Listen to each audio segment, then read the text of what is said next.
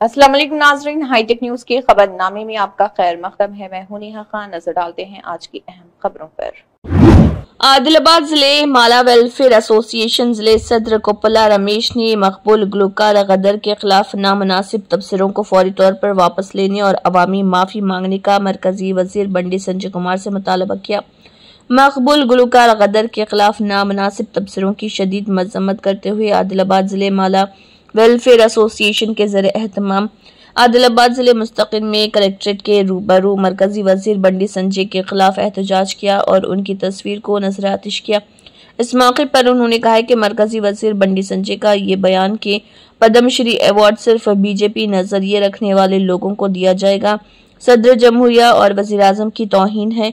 इस मौके पर माला वेलफेयर एसोसिएशन के जिले कायदीन एजाजी सदर में कलाम मौलाना, जनरल सेक्रेटरी बोबली सुधाकर, नायब सदर इर्रा सुरेश, एसोसिएट सदर राघवेंद्र, नरेंद्र राघव, नायब सदर एकाप अली, लक्ष्मण, सुभाष, सीनियर लीडरान संगारी अशोक मेडारी, स्वामी चंती रवि, एजेंडा सेक्रेटरी पथारा प्रभाकर के अलावा दीगर मौजूद थे।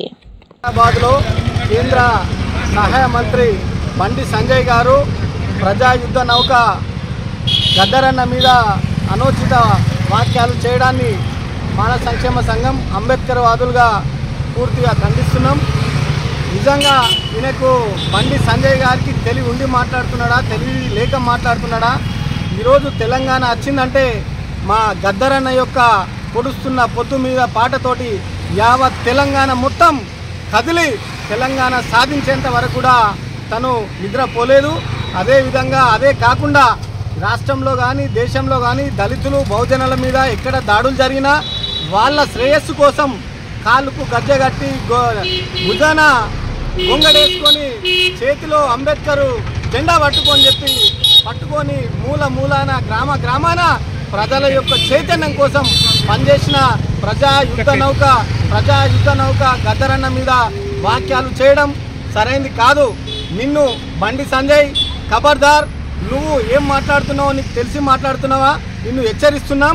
నువ్వు గద్దరన్న గురించి నీకు ఏం తెలుసని నువ్వు మాట్లాడుతున్నావు?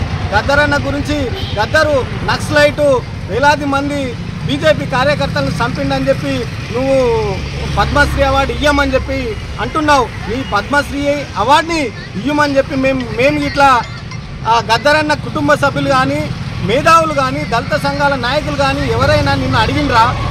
అది ఈ రాష్ట్ర ప్రభుత్వం ఈ రాష్ట్రంలో చేసినటువంటి ప్రజాసేవ చేసినటువంటి దళితులు